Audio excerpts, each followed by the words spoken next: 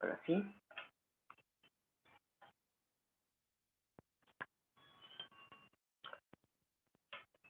¿Cuál es el área de estudio de la cinética química? La química la dividimos en forma arbitraria en el estudio de estructuras, en el estudio de equilibrios y el estudio de velocidades de reacción. Lo más correcto es hablar de rapidez porque velocidad es un vector. ¿De acuerdo? La estructura está descrita por la mecánica cuántica, los fenómenos de equilibrio por la mecánica estadística y la termodinámica, y el estudio de las velocidades de reacción es el área de la cinética química. ¿De acuerdo? Y la cinética se puede subdividir en cinética física, que estudia fenómenos tales como la difusión y la viscosidad, y la cinética química, que estudia las velocidades de las reacciones químicas, el proceso químico. ¿De acuerdo? Y esto incluye tanto cambios de enlaces covalentes como no covalentes. En los cursos de termodinámica vimos que las propiedades de un sistema dependen únicamente de los estados inicial y final. La termodinámica, por lo tanto, no da ninguna información respecto a los estados por los que pasa un sistema. Estos estados intermedios son el área de estudio de la cinética química. Las propiedades de un sistema en equilibrio no cambian con el tiempo, por lo que el tiempo no es una variable termodinámica. Sin embargo, un sistema que no está restringido cambia y que no se encuentra en equilibrio, cambian con el tiempo. Por lo tanto, los estudios, tanto teóricos como experimentales, incluyen al tiempo como una variable. El tiempo es algo que puede ser totalmente estéreo o un concepto filosófico. Los cinetistas somos mucho más prácticos y entonces definimos el tiempo cero, que es cuando se mezclan los reactivos, y el tiempo infinito, que es cuando la reacción terminó. Punto.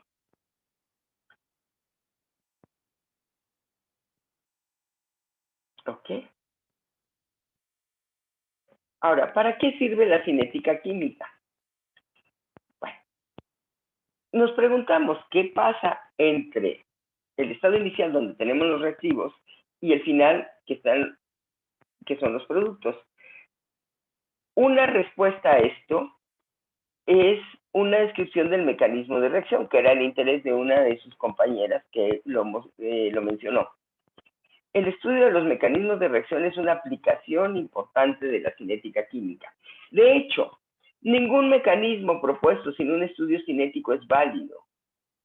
Vamos a ver que requerimos tener un estudio cinético para poder proponer un mecanismo de reacción. ¿Qué otras cosas pueden aplicarse en la cinética química? Por ejemplo, cuando tenemos una reacción láctea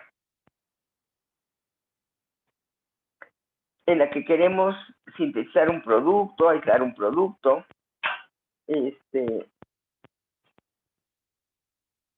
pero estamos buscando la optimización de dicho proceso, es decir, que tengamos el mayor rendimiento o la mayor cantidad del producto que deseamos. Necesitamos un estudio cinético para ver si hay reacciones en competencia, si podemos cambiar la temperatura, la presión o qué cambios hay que hacer para optimizar nuestro proceso.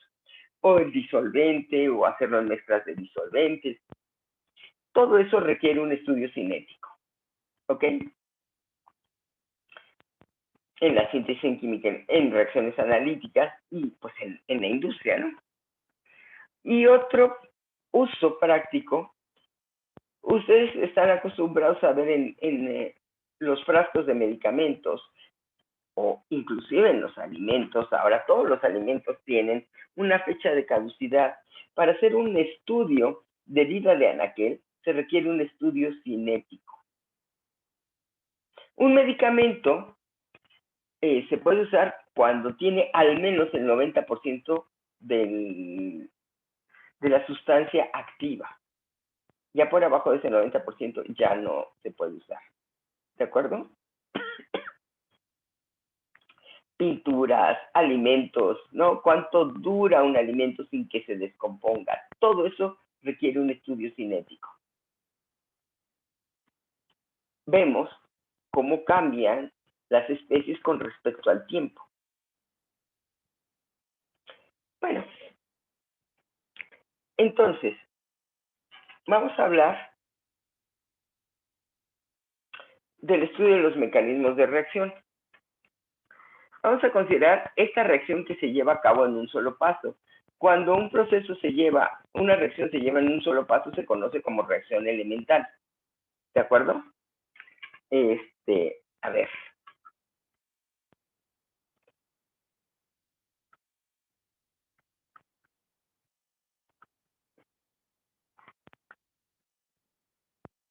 Aquí lo voy a escribir.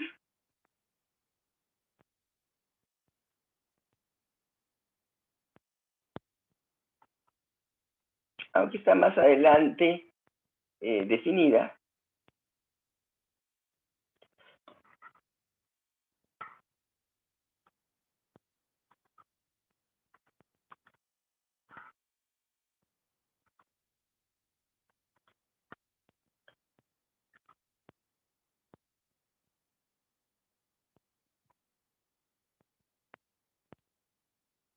Ok. Los componentes del lado izquierdo, estos son reactivos, y los del lado derecho son los productos. ¿De acuerdo? Hemos visto, y lo han visto en sus laboratorios de química orgánica, que pues no se transforman los reactivos en productos inmediatamente. En los laboratorios de orgánica muchas veces tienen que montar un reflujo y se puede llevar 1, 2 o más horas. ¿De acuerdo? O irradiar o utilizar microondas, tenemos que dar energía. Y los reactivos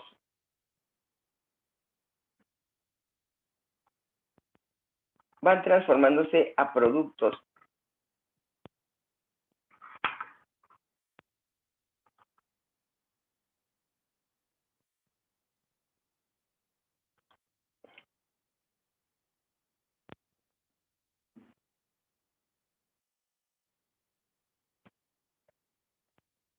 Si aquí pongo tiempo y aquí concentración,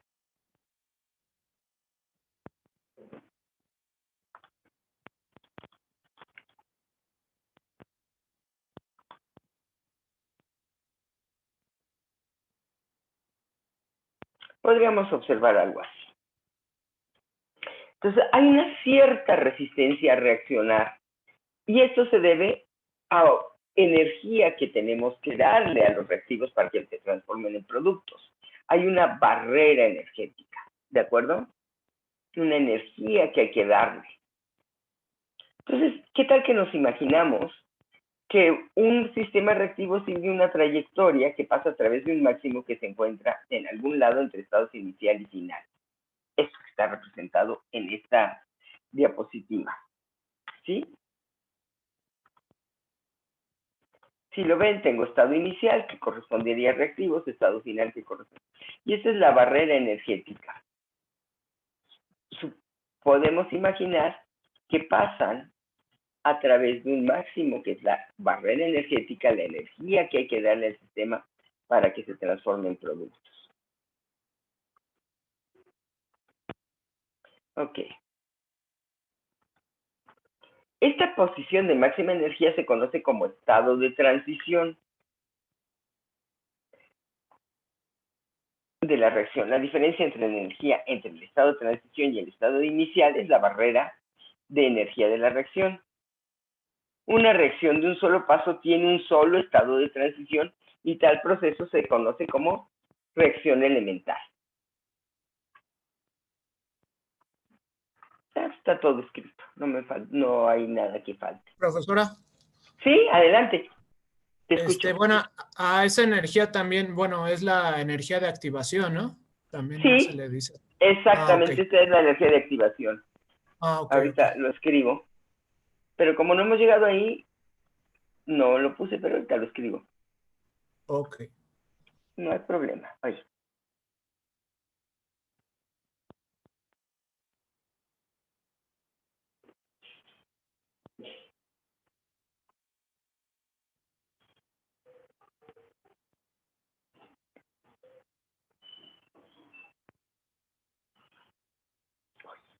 Te pico los botones que no debo y entonces se hacen esas rayas.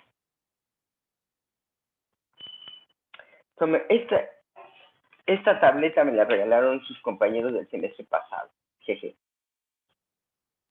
Sí, sí vimos que como que se hizo famoso ese evento, como que se hizo famoso entre nosotros.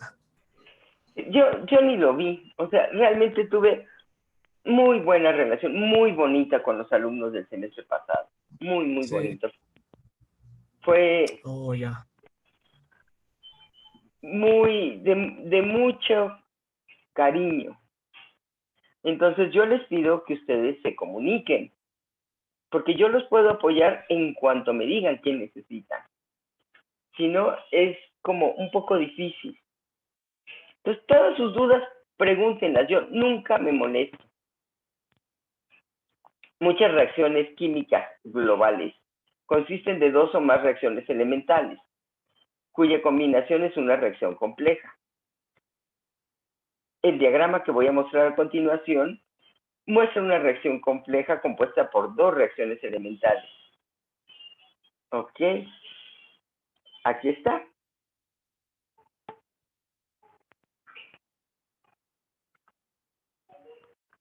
Aquí está el estado inicial reactivos, el estado final productos. Nunca les dije que aquí esto era energía, déjenme anotarlo y no sé si está en la otra. Esto es energía y vamos a ver que podemos usar diferentes tipos de energía. Energía, esto coordenada o avance de reacción.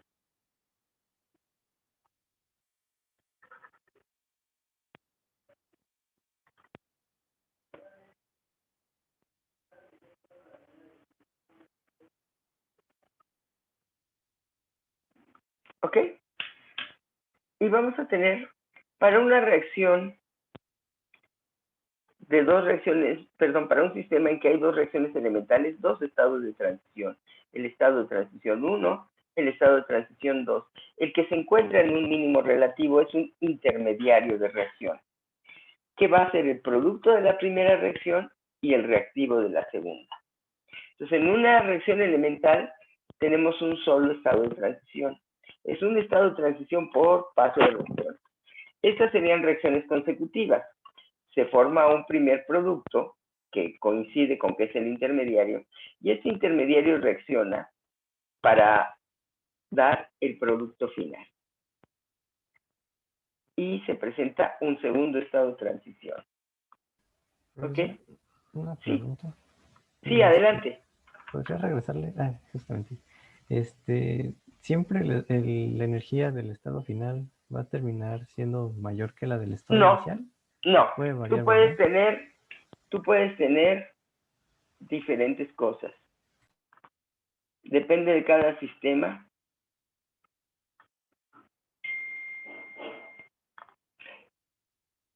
Aquí voy a poner.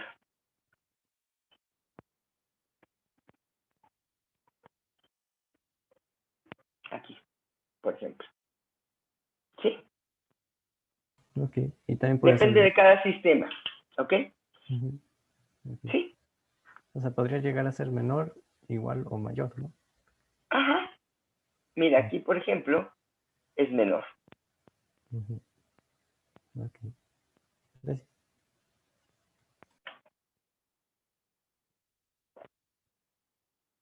Bueno, y esto ya lo dije, que el intermediario puede ser el producto de la primera reacción y un reactivo de la segunda, ya lo dije. Entonces, cuando nosotros, un mecanismo de reacción se postula, lo que nosotros vamos a determinar es una ecuación matemática, que va a ser la ley de rapidez de reacción. Ahorita lo vamos a ver, no se agobien, todo lo voy a ir definiendo.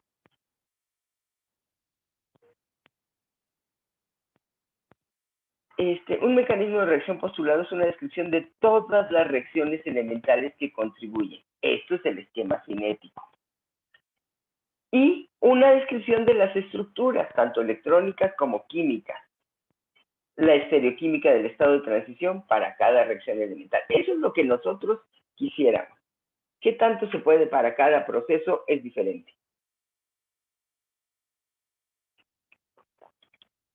Y nosotros vamos a postular el mecanismo.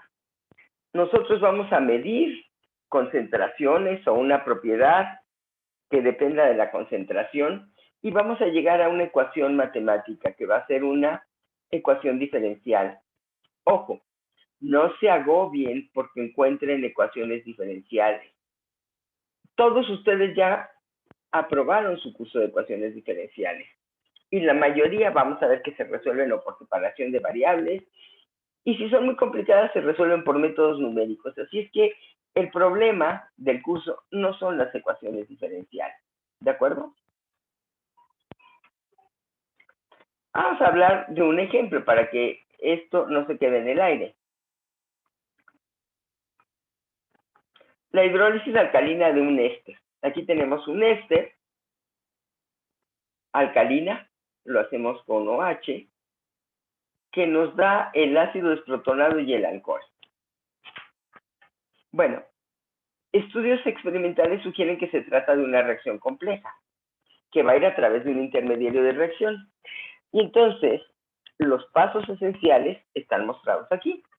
Tenemos el éster, que reacciona con el OH para darnos un intermediario, y el intermediario reacciona para dar el ácido más el alcoholato. Después puede haber una reacción rápida donde se desprotona el ácido y se protona el alcohol. El alcoholato para dar el alcohol. ¿Qué es lo que dice aquí? Entonces, aquí estoy presentando esquemáticamente al intermediario de reacción.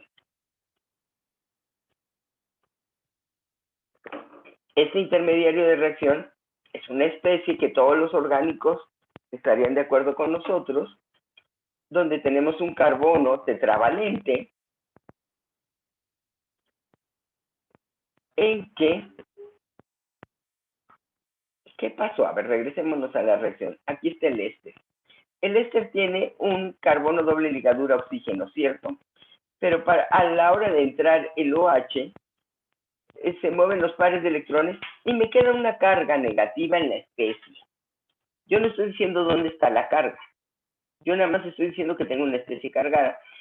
Y lo cual, además, para ser consistentes, está reaccionando con hidróxido que tiene una carga negativa. Entonces, este intermediario tiene que tener una carga negativa.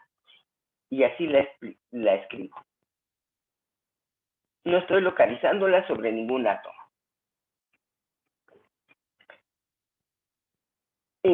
Esta descripción nos da información mediante estructuras convencionales de cómo están formados los reactivos, productos e intermediarios. ¿De acuerdo? ¿Sí? ¿Voy bien? Si voy muy a prisa, me dicen, por favor. Va bien, profesora. Gracias. Gracias. Entonces, podemos intentar mostrar cómo se distribuyen y cómo fluyen los electrones del estado de transición. El estado de transición no es una especie estable. A ver, hay aquí alguien que escribió.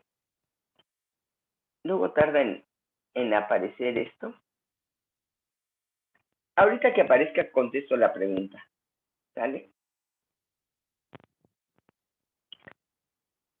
Pero debemos tomar en cuenta que podemos tener una idea burda de la distribución electrónica en esta especie, siempre que se cumpla con los requisitos de que las cargas parciales deben igualar a la suma de la carga correctamente, lo mismo que los enlaces parciales.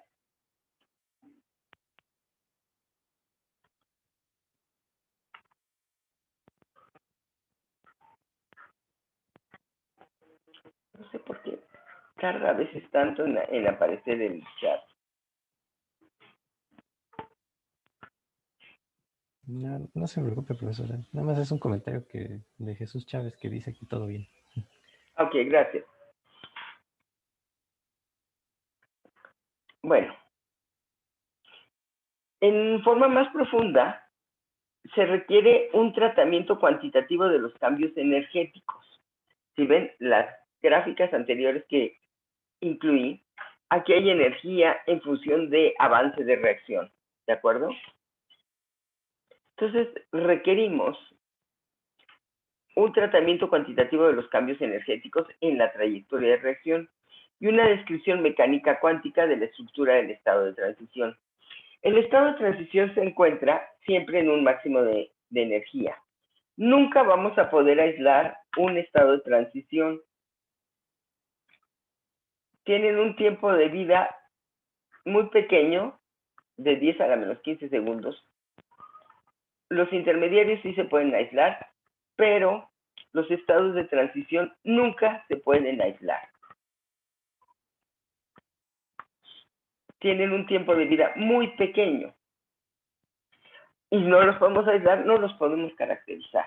¿De acuerdo? Los intermediarios a veces los podemos caracterizar como caracterizamos cualquier especie química que nosotros sepamos. Podemos inferir respecto al estado de transición. Y ahorita vamos a ver cómo. Pues aquí tenemos otra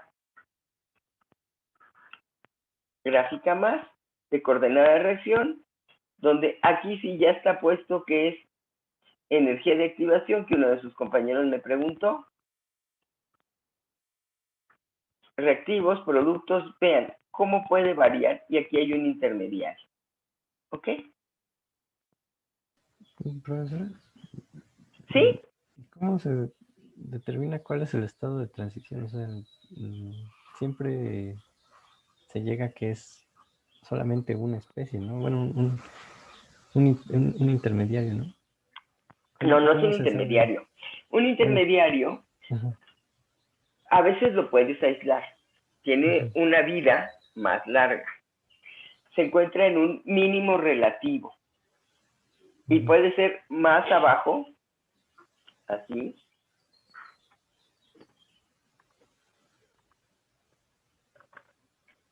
Podemos encontrarnos un intermediario así. ¿Sí? Que va a ser muy estable y lo puedes aislar y caracterizar. Un estado de transición, la composición y la carga te la va a dar la ley de rapidez de reacción. ¿Ok?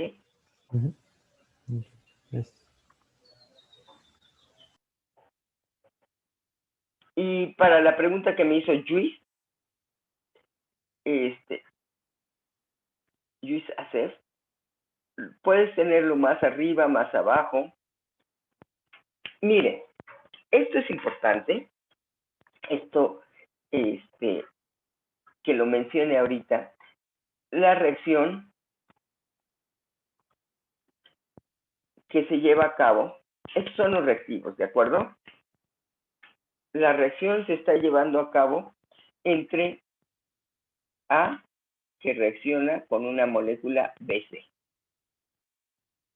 En el estado de transición, que estoy dibujando aquí, las tres especies forman parte. Digamos que esto es una reacción bimolecular, ¿sí? Los tres están formando parte, pero no estoy diciendo nada respecto a la estructura. La ley de velocidad me va a decir que la rapidez de reacción va a ser igual a K por A por BC. De donde yo infiero que las tres especies forman parte del estado de transición. y los productos son AB más C.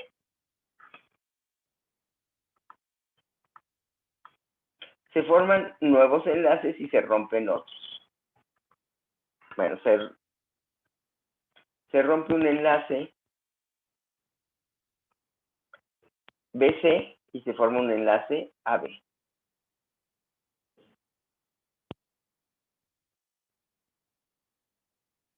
¿Ok?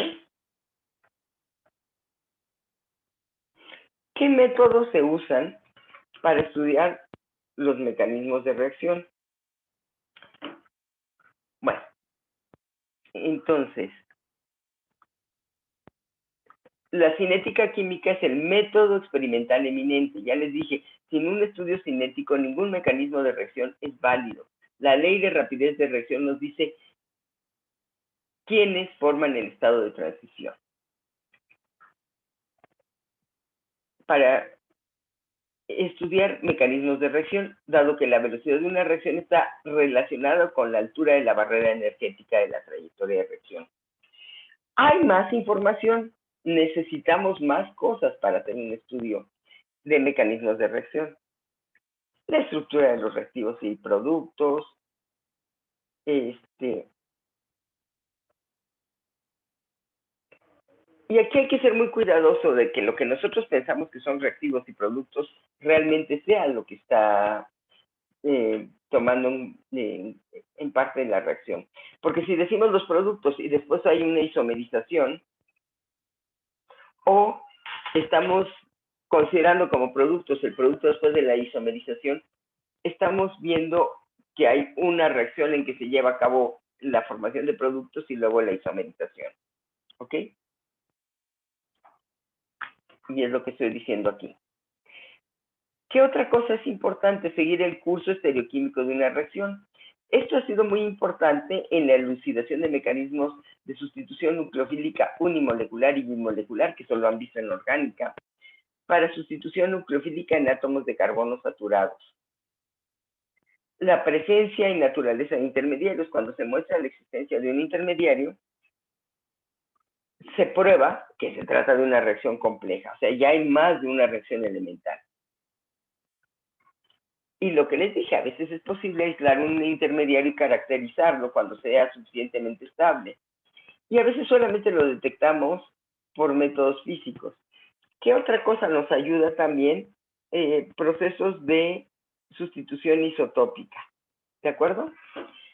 Marcamos isotópicamente y entonces podemos ver dónde se rompió el enlace, dónde se formó el enlace, si se rompió un enlace carbono-oxígeno o se rompió otro enlace. ¿Ok? Bueno, ¿no hay dudas hasta aquí? No, profesora. Bueno, al menos por mi parte no. ¿Alguien más? Maestra, ¿a qué se refiere a isotópico? Ven que sí hay. ¿Cuántos isótopos tiene el hidrógeno? Hidrógeno, deuterio y tricho, por ejemplo. Ajá, ok. El oxígeno, tenemos oxígeno 16, 17, 18. Entonces marcas con un isótopo y tú puedes ver dónde se quedó el oxígeno 18. Oh, Y entonces puedes de esa manera ver qué enlace se rompió. Ok, muchas gracias.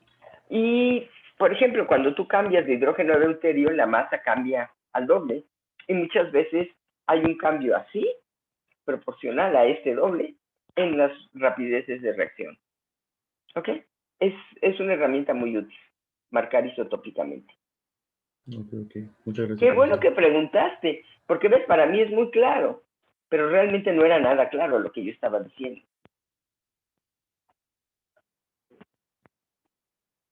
Gracias. Ahora, ¿cuál es el papel de la cinética? Una vez que se estableció la estequiometría de una reacción, la cinética va a buscar establecer el esquema de reacción, es decir, descomponer la reacción global en sus reacciones elementales.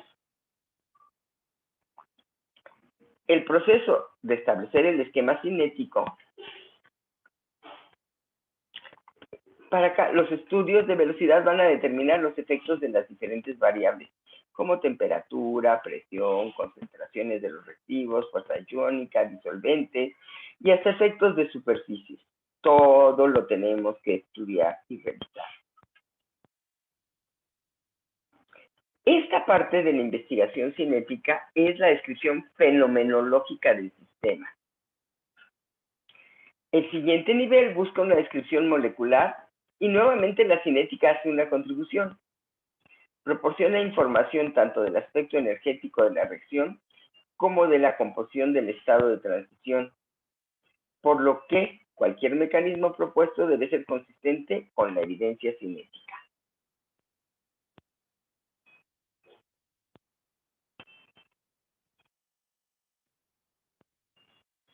¿Ok? Bueno, cuando conocemos los estados inicial y final de una reacción, podemos proponer una infinidad de rutas para que ocurra. La cinética intenta eliminar la mayoría de estas posibilidades y sugerir las más factibles. ¿Ok? ¿Vamos bien? ¿Es claro? Sí, todo bien. Sí. Sí, profesora. Sí, profesor. ¿Preguntas?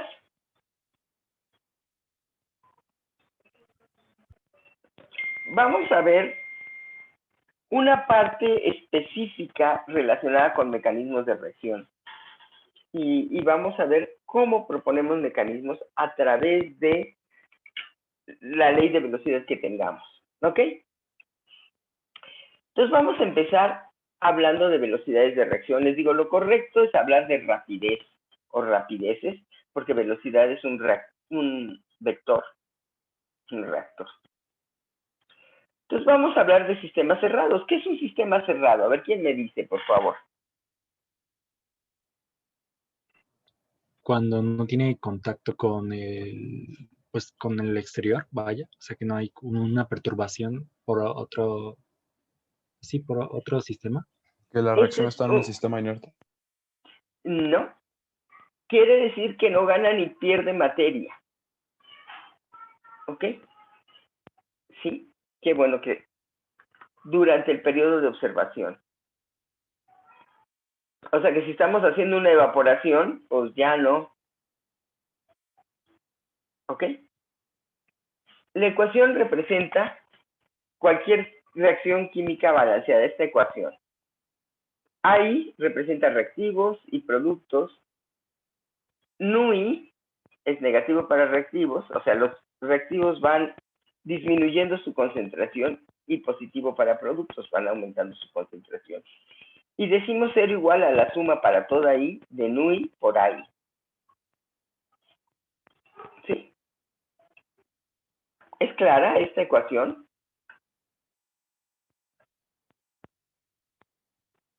Sí. Ok.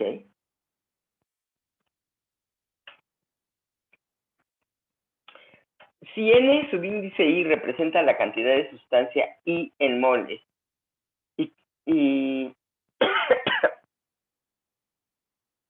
sí, el avance de reacción, vamos a definir entonces el avance de reacción como las moles que tenemos menos las que teníamos al inicio entre, ¿qué es esto? El coeficiente estequiométrico, ¿sí?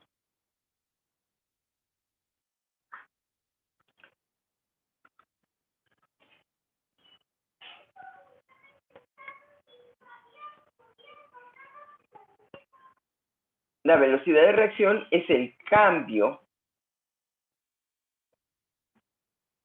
del avance de reacción con respecto al tiempo.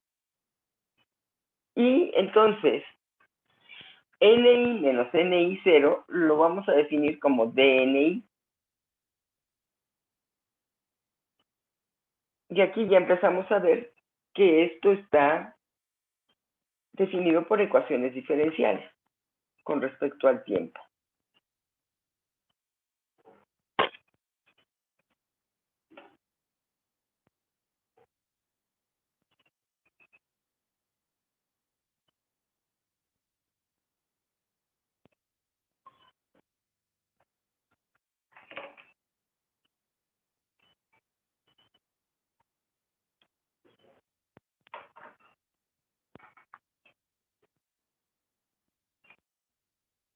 para cinética en disolución, en general trabajamos con sistemas a volumen constante, por lo que normalmente utilizamos unidades de concentración molar. Si dividimos los dos lados de la ecuación entre el volumen, y esto puede ser muy confuso, voy a poner aquí velocidad, para que les quede muy claro.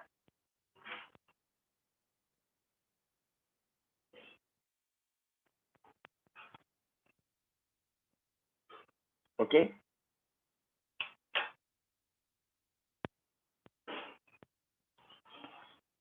Donde B es la velocidad de reacción por unidad de volumen y C, subíndice I, es la concentración molar de la sustancia I. Ahora, esto es muy importante.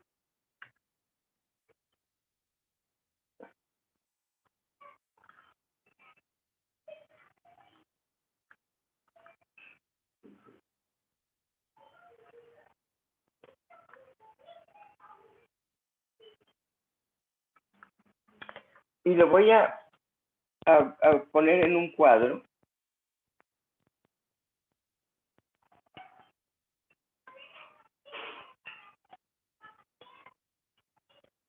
Es el cambio de concentración con respecto al tiempo multiplicado por 1 entre el coeficiente estequiométrico. ¿De acuerdo? Todo esto que estamos viendo es válido para reacciones elementales. Ok. Y esto se conoce como velocidad de reacción o rapidez de la reacción. ¿Estamos bien? Profesora, dijo que era el cambio de la concentración con respecto ¿a Al qué? tiempo. Ah, Al gracias. tiempo. Sí.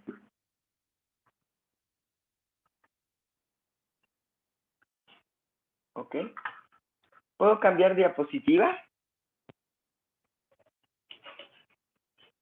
Sí, profesora. Sí, profesora.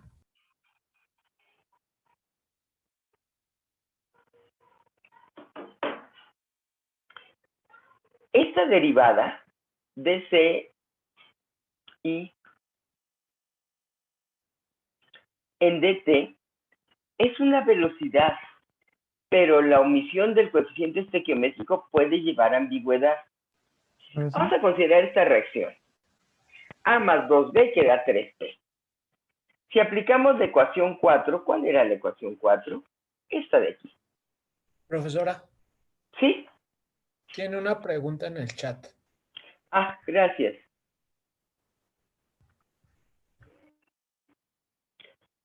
¿Me la puedes leer? Es que luego esto no sé por qué tarda. Sí, claro, Por profesor. favor. Dice esta Ana García que para qué reacciones dijo que era válida la... Ah, yo estoy hablando de reacciones elementales, ¿de acuerdo? Pero ahorita van a ver por qué. No se preocupe. Y Ok. bueno, esto es en general, pero vamos a hablar de reacciones elementales.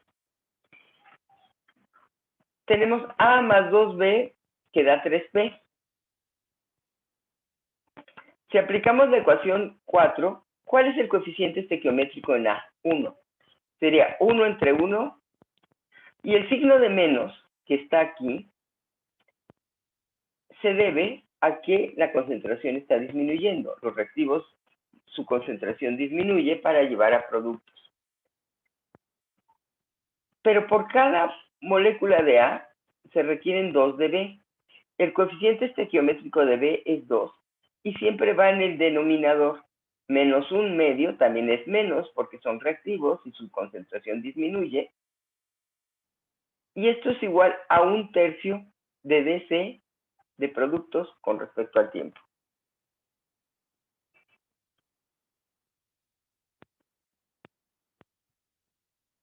Esto es en general.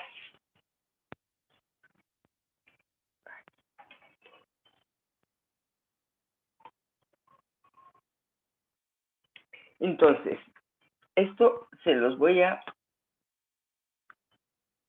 poner en un cuadro. Espero que me salga derecho.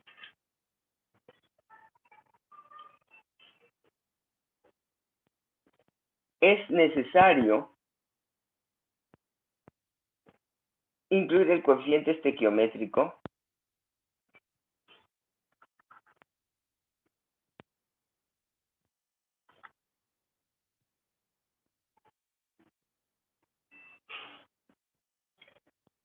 O al menos especificar con claridad qué definición de velocidad se usa. ¿Sí?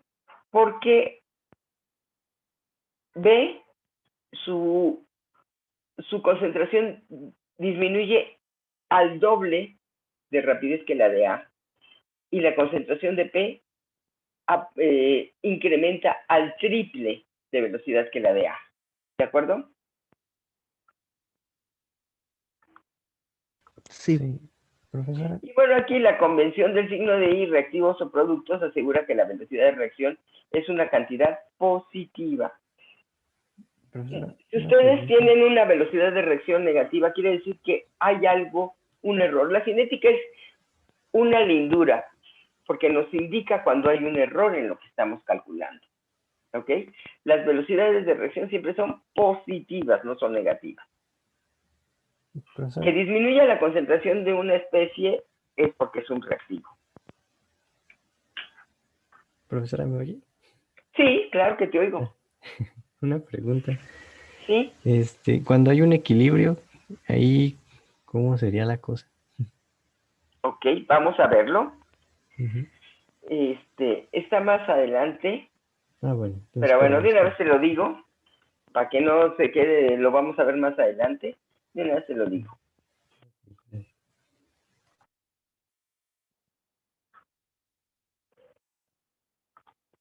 Si tú tienes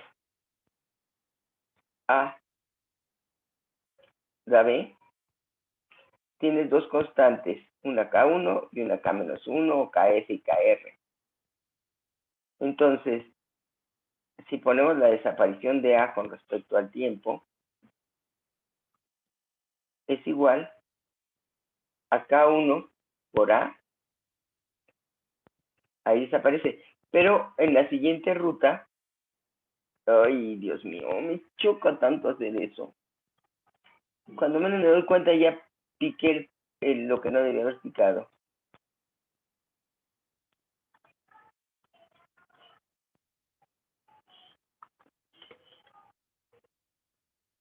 Menos K-1 por B. Ahí está.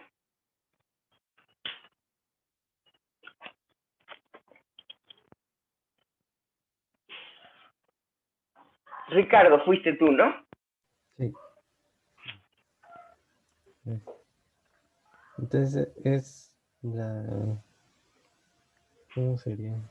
O sea, es la desaparición del reactivo Uh-huh. y se considera La la aparición porque por esta segunda ruta se vuelve a formar. ¿De Ajá. acuerdo? Ay, ay. ¿Sí? Sí, ¿Sí te quedó claro? Sí, porque entonces en la concentración de B ahora se considera como que está desapareciendo para formar a otra vez, ¿no? Exacto. Tengo dos flechas y dos constantes de rapidez, una para cada dirección. Okay. Gracias. Por nada.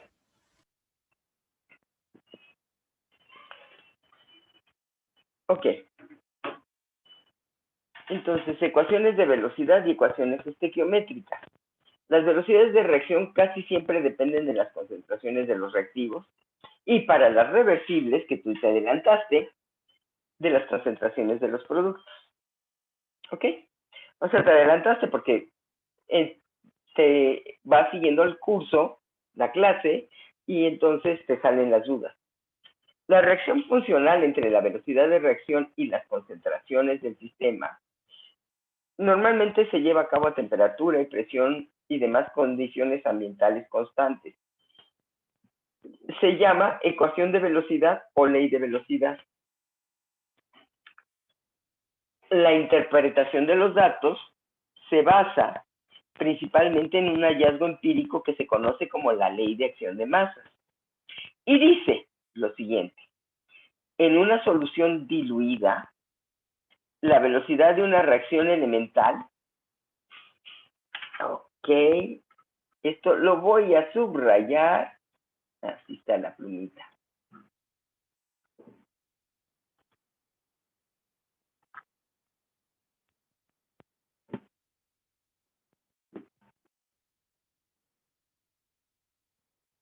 ¿Cuál es una reacción elemental? La que se lleva a cabo en un solo paso. ¿De acuerdo? Es proporcional a las concentraciones de sus reactivos. Y siempre está en términos de concentraciones. Déjenme subrayar también la palabra concentraciones.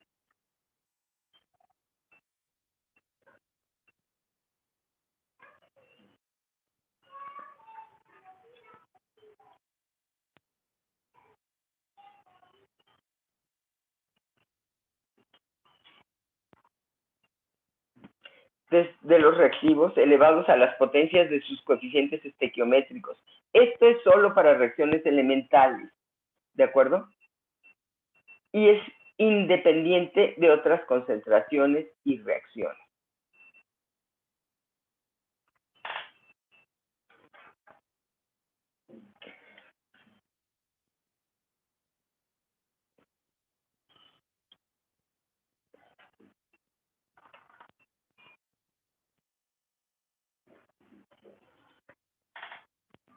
Así, para la reacción elemental, esta que se lleva en un solo paso, lo voy a escribir aquí.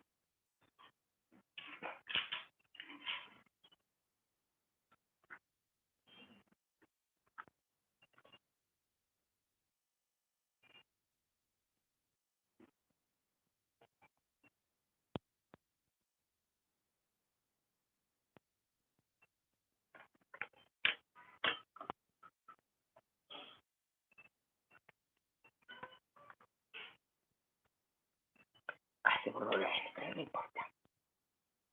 Cada vuelvo a escribir.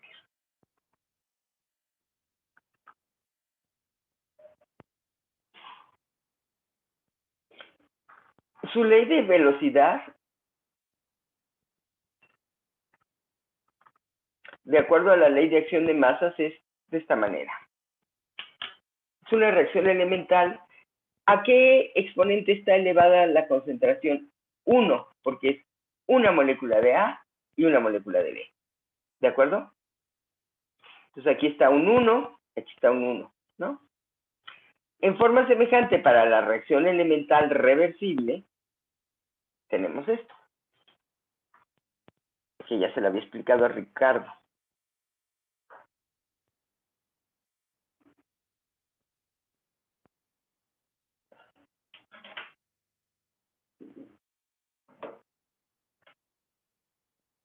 ¿Puedo cambiar diapositiva? Sí, profesor. Sí. Gracias. Profesora, yo tengo una pregunta. Claro, ¿Es adelante. KF y KR porque son constantes diferentes? Sí, yo le había llamado K1 y K-1. Déjame poner. Gracias por tu pregunta.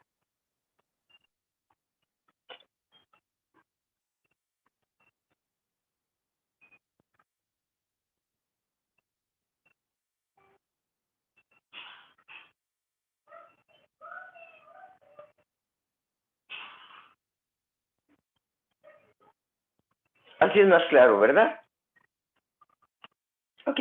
Sí, gracias.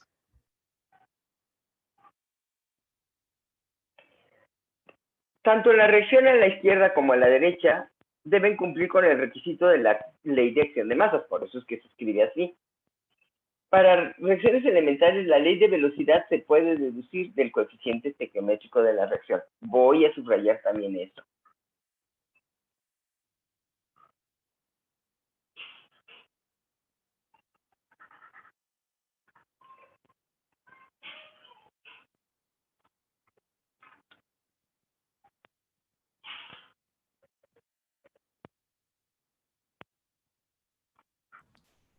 Profesora. Sí, escucho, ¿eh? Ok. Sí, escucho. Perdón, tengo una pregunta. Con paso lento se refiere al paso que, ajá, se refiere al paso que más energía necesita, ¿no? Exacto. Ok. Sí.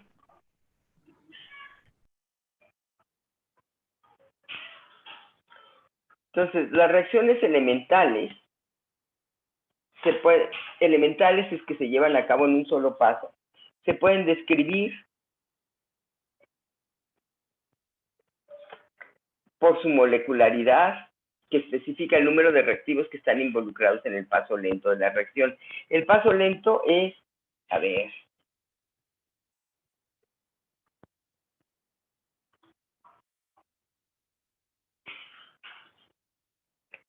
qué tal me queda.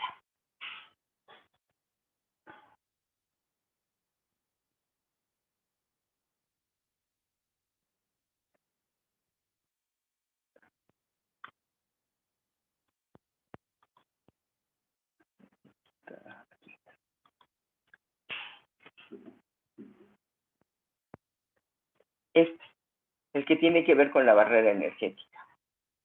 ¿De acuerdo? De acuerdo, gracias, profesor.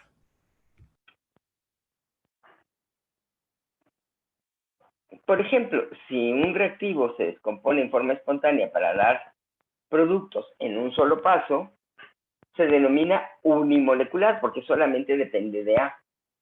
Un ejemplo es la reacción de descomposición del tetróxido de nitrógeno para dar dióxido de nitrógeno. Tetróxido de dinitrógeno para dar dióxido de nitrógeno. Me corrijo.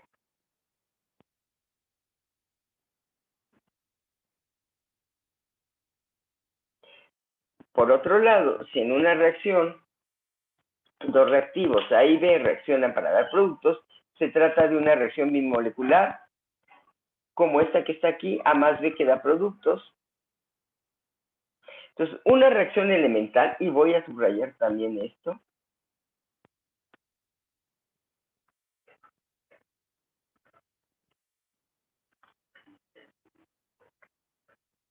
una reacción elemental, y lo voy a hacer así como vigorita para que no se note bien, es aquella en que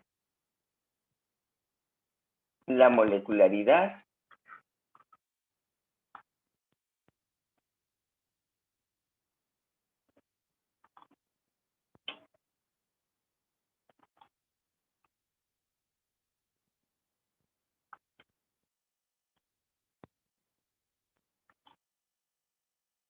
aquí y el orden global de la reacción son los mismos. ¿Ok? De esta forma, una reacción elemental bimolecular es de segundo orden, una termolecular es de tercer orden.